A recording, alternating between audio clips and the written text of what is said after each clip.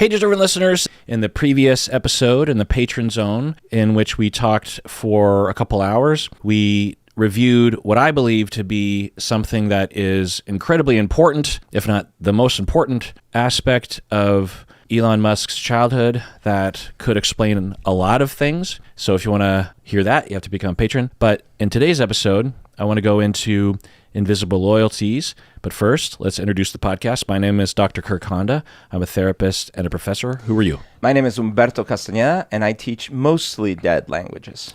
So I want to talk about invisible loyalties. Naj is his name, and he was a Hungarian psychiatrist and family therapist that developed what is called contextual therapy or contextual family therapy.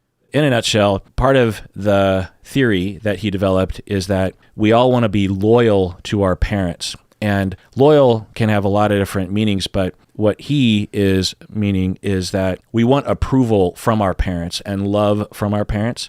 And we are given a lot by our parents. You know, they give us love and affection and attention and food and shelter and all those kinds of things. And kids want to give back in some way. And the way that we can give back, because we can't give them money and shelter and all those things, but we can give back loyalty, meaning that we prefer them over other people or we mimic them. We act like them. We start talking like them as a way to get their approval. And when things are going well, then there's just the noticing of, wow, you laugh a lot like your mom or that kind of stuff. But when things are going badly, like you have a parent that isn't giving the child enough love and attention, then the child starts to ramp up their mimicry as a way to desperately get the love that they never got. And that mimicry is what we call, or what Naj called, invisible loyalties.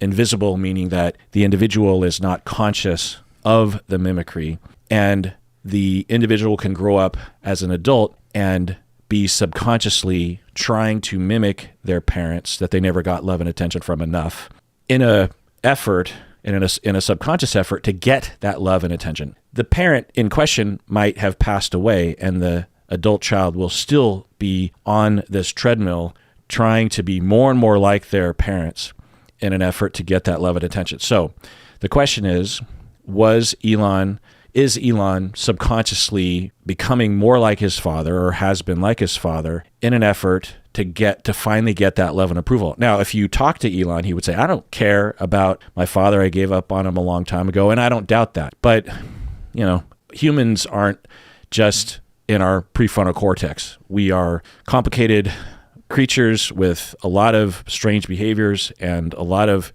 motivations, particularly when we're traumatized, that are out of our awareness. So it's just an hypothesis. It's kind of psychobabble in some ways, but it is a potential way to explain strange behaviors. Now, clinically, I don't treat people from afar. I don't diagnose from afar. So when I use this model, I'm talking to clients, and it can be a useful way of conceptualizing behavior that is, concerning to an individual. A 35-year-old comes in and says, I don't know why I keep struggling with this and that. Right. And when we look at it through this lens, we have not only a conceptualization of it, but also a way to heal it, a way to help it. And I won't go into that because we don't have enough time to talk about the treatment of invisible loyalties, but just let it be known that there is a path forward with it once you have that conceptualization, and it often does work in my experience. So the question is there evidence that Elon Musk is invisibly loyal, meaning subconsciously mimicking his father in an effort to finally get that love and approval? Berto, what do you think? Wow. As you were saying the description, I start fearing. I'm like, wait, am I doing that? Am I subconsciously We're all mimicking? Doing it to some extent. Yeah, okay. More on that later. But, okay, so if we take, obviously there's no way to know about the real bad abuse parts, but if we take sort of like the general abusive behavior and the insulting and the putting down and things like that, there are accounts where, he insults... the father and Elon? There are accounts about Elon insulting workers and about the father doing it to him. Oh yes, definitely, and right. the mother. That's what you're connecting. Yeah, Right. In other words, that what I'm trying to say is like I can't say, oh yeah, I bet you Elon is abusing people, right? Like sexually abusing. No idea. But what I will say is that all the accounts from both the mother, the sibling, and him about verbal abuse and insulting and telling you that you're not worth it, all these things, we have seen Elon, both accounts of him doing it to workers, actually live recordings of him doing it to people, and definitely online Twitter exchanges where he does this. And then there's the more broader issues of where he is doing things that are either racist or misogynistic or etc. that seem to be abusive in their own right. And so you could say, yeah, maybe he's modeling that behavior. Yeah, potentially. He had that modeled to him. Yeah. And subconsciously, he's recreating that. He's compelled, to mimic his father subconsciously in a subconscious effort to finally get that love and approval. So, yeah, we'll get to that. Demon mode is what he calls it. But just to lay out some... Oh, wait a minute. Okay, what? Hold on. That's so funny because, A, I've heard about it.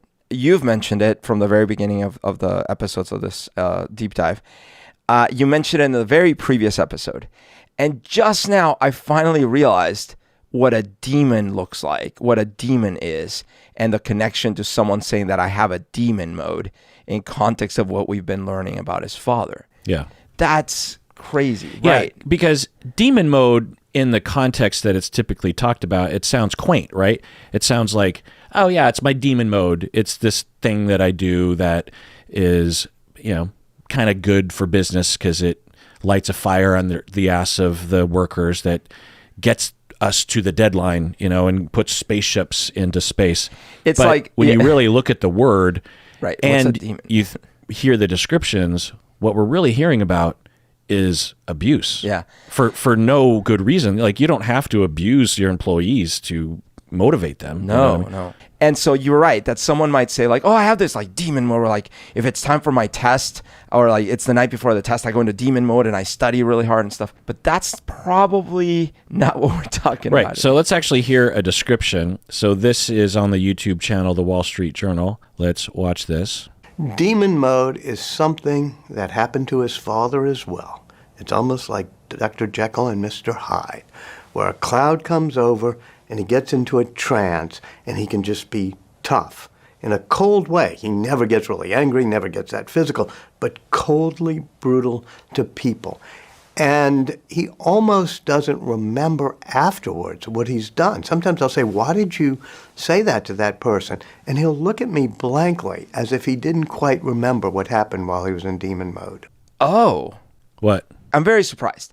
I had heard about Elon Musk demon mode like casually, and I actually had a different impression about what they were referring to. I thought they were mostly talking about, and maybe they were, but about him getting into that like, oh my gosh, we're going to go insolvent in 3 weeks. Okay, we're going to work hard. We're going to stay up all night. That's the way people talk about it. Right. And I literally thought that that's mostly what they were referring to. Number one, as soon as he starts talking, he's like, and his father had this too. I'm like, wait, what? Because now I'm like, wait, Elon must have talked about this, right? Yeah. And then how he describes it, the example he gives isn't, like we have a deadline. And he's like, no, he's like, he'll insult someone viciously and then he almost won't remember. He's dissociated. Like, yeah. And by the way, this is his more recent biographer, Walter Isaacson. Okay. When you read his book and you hear him in interviews, Walter Isaacson, he has a very well-rounded description of Elon, and Elon gave him access to him and his daily routine over a long period of time. So it could even be worse than this. Well, so Berto, we can cut this out if you want, but the way he describes that, the way Walter Isaacson describes that, where when triggered, so to speak, Elon Musk can be cold and not worked up as he goes on the attack in a very hostile, hurtful manner. That's what you do. Yeah. Because when you get angry, it's almost like you, on the outside, you seem calmer. Yeah, that's true. But your hostility is biting. Whereas for me, when I get, because you and I have been in full-on fights before, Right. and you get calmer and I get animated because my heart's racing and my adrenaline is going.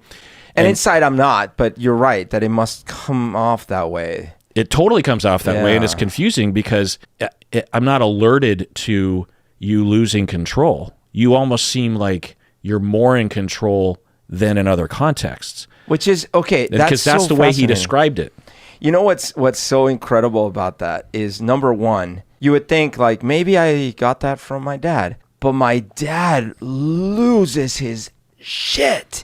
Like, this is the part where I probably witnessed this, and that's probably what would scare me about him, even though he didn't like abuse me physically or anything, is that when he would get angry about stuff, he would become not a calm demon, no, a real demon. Like, his face would contort and he'd like, ugh, and it's like, oh my God. That's interesting, because you're right that, okay, so there's that very interesting thing.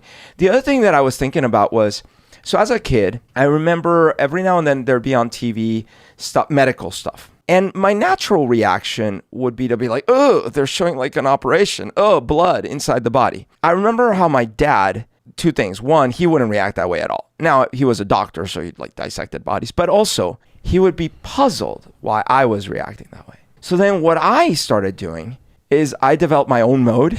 I didn't call it demon mode. I don't even know if I had a name for the mode, but it was a mode where I told myself, oh, okay, so I guess I can decide to be unfazed by stuff like this. Outwardly. And actually inwardly too. Although maybe not inwardly, but and what I started noticing is I could do it. Now, I got scared about doing it because in my mind I was like, because my dad being a psychiatrist, I knew about psychopaths. He had books on the shelf about psychopathy. So I sort of was afraid that the more I did that, the more I might become a psychopath. Well, I'm reminded of you telling me a story years ago. Didn't you become so successful at that you started worrying you were a psychopath? At least worrying that I had traits along that line. Yeah, because it was the kind of thing where I could be like, again, natural reactions, like, but then this ability to be like medical about it, clinical about it, right? And I've actually had discussions, this was maybe 10 years ago or so, with someone who at least claimed to have been diagnosed as a psychopath, but he wasn't a murderer or anything. He just claimed that.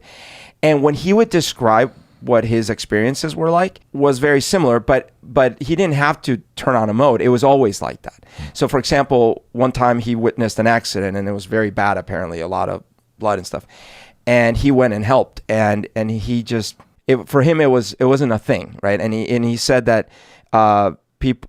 And I don't know if this is bullshit or not, but that people like him sometimes make good candidates for certain military or CIA or something like that, because sometimes they look for people that can be totally in the moment and not react like the natural aversion, all this. Anyways, long story short, I saw two things. One, as we were having this discussion, one is like, oh, that's weird. People in general might have different modes that they can operate on. Some of them are benign. Some of them might not be so benign.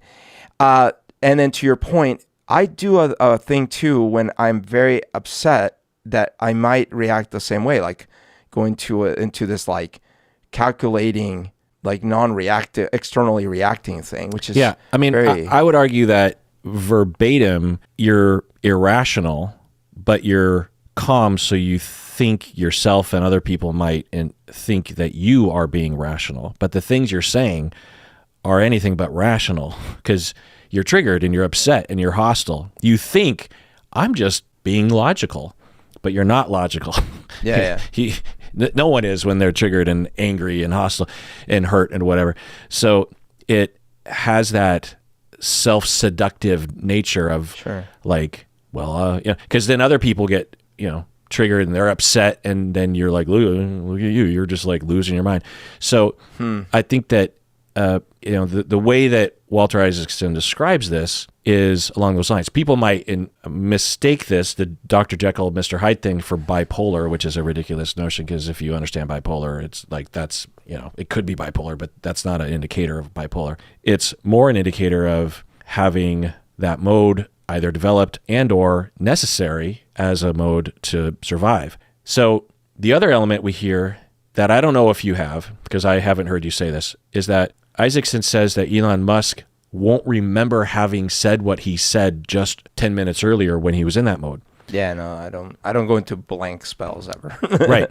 So I've treated a lot of people who have had this problem, and it's because as they are triggered, their PTSD causes spikes in distress, which alters the brain processes and neurotransmitters such that you're not recording the memories in the same way that you would otherwise. And you can't remember things that happened just 5, 10 minutes, 30 minutes prior. And you're seeing red and you're in massive, massive amounts of fight or flight. And you're very accustomed to this because you grew up in utter terror. So you're not flying off the handle the way that someone, like for me, I didn't grow up with trauma. So when I have those experiences, it's very noticeable to me. I'm just like, what's happening? And it's an anomaly.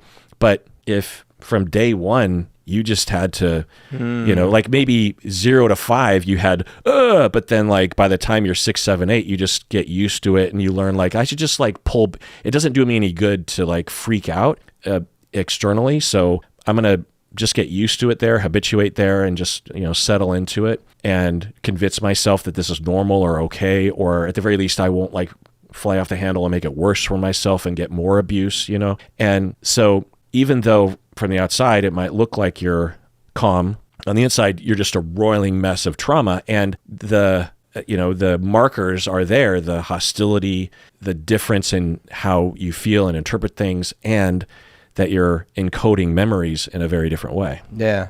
Yeah, I've never, even like when I was having spending sprees or my recreating my self-abuse or things like that, I've never ever experienced something where I'm like, oh, what happened? I mean, except for, no, even like, honestly, even when I was very drunk, although, you could say I didn't maybe remember things completely, but I still am like, yeah, okay, I think I know what I did, So I've never had that, but I can relate to, and it's not a conscious decision. I don't think you were implying that either, but it's not like I'm like, okay, we're escalating. Okay, I'm going to pretend I'm, no, it's just my natural reaction. Yeah.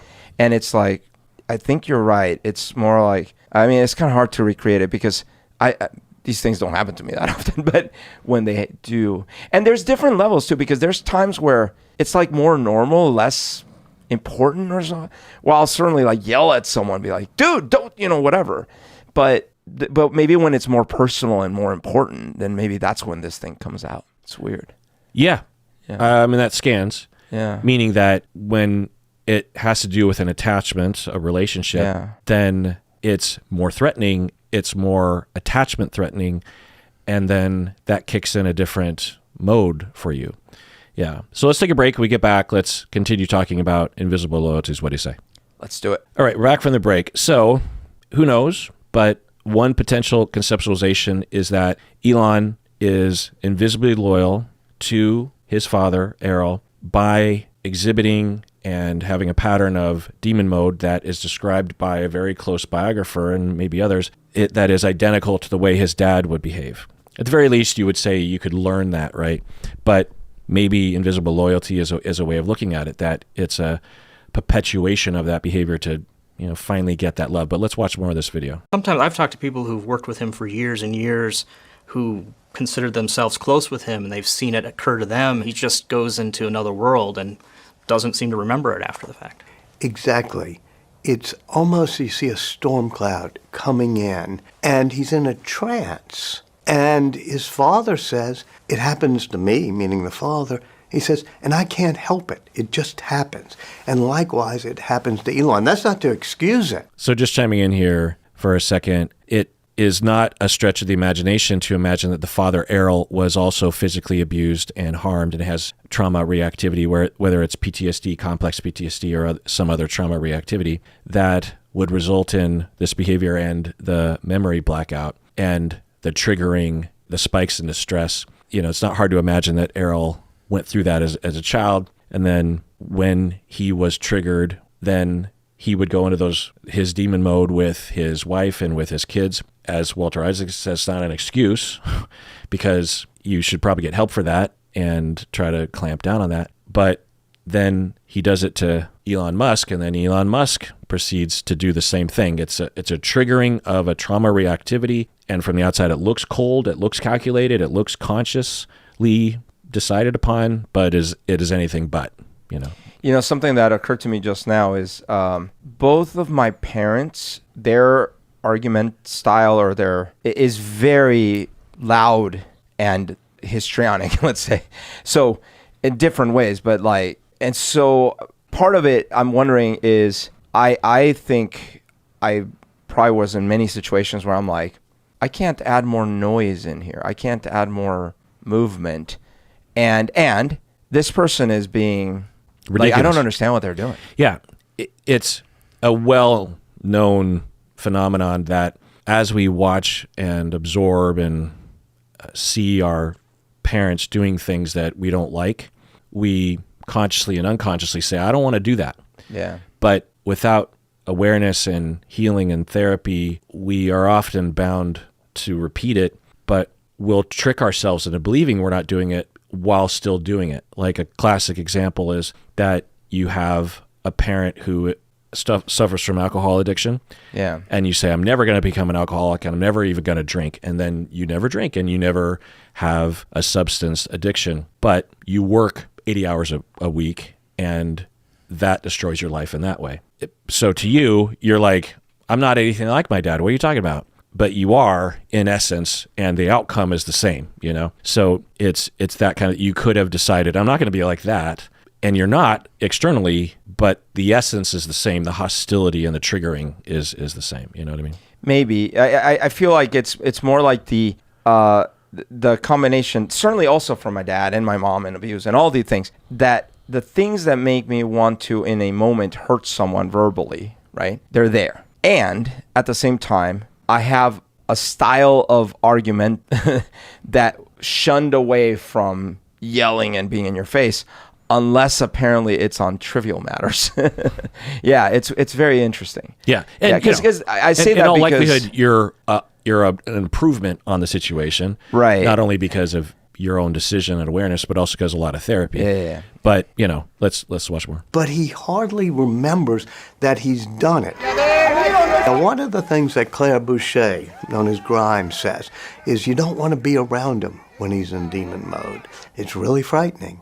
She said, but she added, but demon mode is what gets shit done. So that's interesting that Grimes has said, I think to Walter Isaacson, that she's witnessed it, and she says you don't want to be around him, and it's frightening. If you just sort of hear that in an article, you're like, oh, yeah, frightening. Just imagine how frightening, how terrorizing it would be, right? Yeah. Given the cycle of abuse, given that he's never been to therapy, and the fact that afterwards he doesn't even remember it. And I believe that, and I've heard that many times from clients who suffer from what people from the outside might call anger management problems. But since Elon Musk doesn't have these histrionic displays, then people don't necessarily quickly identify it as as him losing control. Right. Because he looks like he's in control. But you don't have to look out of control to be out of control. And the fact that he says he doesn't remember it, just imagine how different your brain would have to be and the spike in distress and PTSD reactivity that you would have to have amnesia. Now, for some people, they would say, oh, it's just a convenient excuse. I don't remember. But I've seen it happen so many times. Sometimes it's described as they will literally see red. People have that phrase, right? Like, they see blood or they see red. For some people, it literally is that. Or they'll say it's like seeing red, but I don't physically see red, but it's like seeing red. You know what I mean? It's a dissociative state. Incredible. In the last few years, there's been a lot of leaks of Trump conversations that he certainly never knew he was being recorded or intended for it to be getting out or whatever. He seems like he's always the same. He doesn't seem to have a demon mode. You could argue it's always a demon mode or whatever, but he just seems to be like always in the same behavior. Whereas this describes someone who has very dramatically different behavior on occasion and doesn't even remember it. Right. So given the descriptions from people close to Elon Musk, from his three partners that we've heard from, we could imagine that 90% of the time he's either distant or pleasant. And then every once in a while, he gets triggered and he enters into this mode. Right.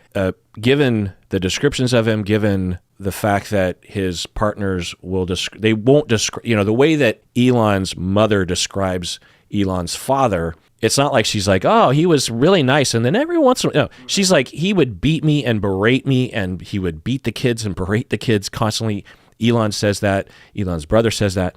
And she didn't describe it as a medical episode. Like, every now and then he'd go into this type of trance. Right. And then he wouldn't remember. No, it's just like, it's always this. Right. So the personality, the foundation of that behavior is different than someone that is able to attain a level of contentment but occasionally gets triggered and goes into a self-defense mode. In internal family systems language, it would be the protector comes forward because the self feels threatened, right? And it is a different state of mind. It's almost like a multiple personality or a dissociative state, as I was saying. And, it's real. So that's demon mode. And there are other things that we can point to that are similar between Elon and Errol, some just demographic or detail things, but significant. With occupation, both had many business ventures. When you look at the father, it was different because the father wasn't like SpaceX and Twitter and stuff. Yeah. But many different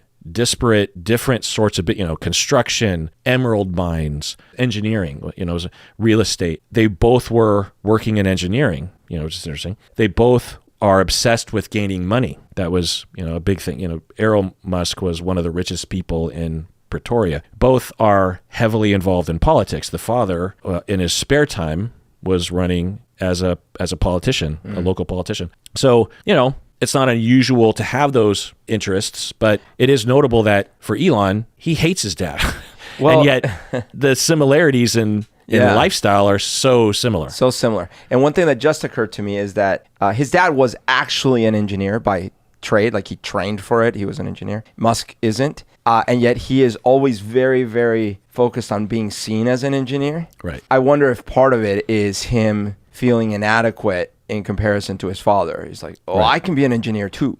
Yeah. And Elon, as a young man, could have studied engineering. Oh, absolutely. But he decided not to. Yeah. So in relation to what I was saying earlier of, I'm not going to be like my dad. I'm not going to be like my dad. Right. I'm going to do internet stuff. Yeah. He doesn't like this computer stuff. Well, that's what I'm going to do. Yeah. Yeah. But in essence, he is his dad. And of course, never super consciously, just kind of, Right. yeah. Another parallel are relationships. Both married several times. Both had several children with several women. Both became estranged from at least one child, because for Errol, he's estranged from many of his kids, if not all of his kids, because of the incest that we went over last episode, but also that he admitted, by the way, but also that for Elon Musk, as his kids are growing up, we have one, Vivian, who have become estranged from Elon, and those patterns, I mean, it's not just as simple to say, well, he's just doing what his dad, it's more complicated than that, but it is interesting, the parallels, because of course, for Elon, when he became an adult, if you asked him, do you want to have a life relationship-wise and kid-wise that's like your dad, he would say, absolutely not. I'm going to do everything in my power to not do the same thing that my dad did, and yet here we are. Also, okay, so I want to take a break, Berto, but after the break, it's just going to be for patrons of the podcast. We're going to go into the sexual harassment allegations, which is interesting to review just in and of itself. I heard the headlines, but when you go through the data, it's complicated, but still quite damning. Also, I want to tie it to invisible loyalties in reference to what we went over at length in chapter 12. So if you want to join us, become a patron of the podcast. Otherwise, please take care of yourself, because you deserve it.